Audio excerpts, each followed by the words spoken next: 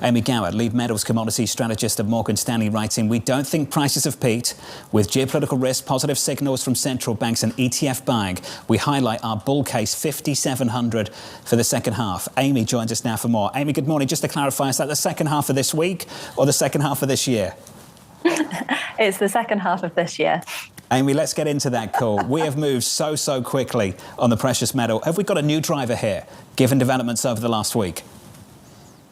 Yeah, look, I think there's multiple drivers working together. So, of course, we should mention geopolitical risk and all of the uncertainty that we have at the moment. I think that is driving investors towards precious metals in particular, and especially given prices are then performing so well, I think that is providing additional price momentum. We also got a bit of dollar weakness the last few days, and that is always a tailwind for commodities, making them cheaper for non-dollar holders.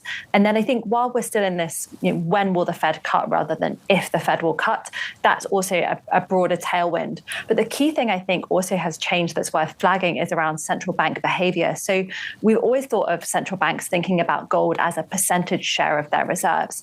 And of course, that means as gold prices rise, you would think that they would slow the pace of buying because the price is kind of doing the work for them.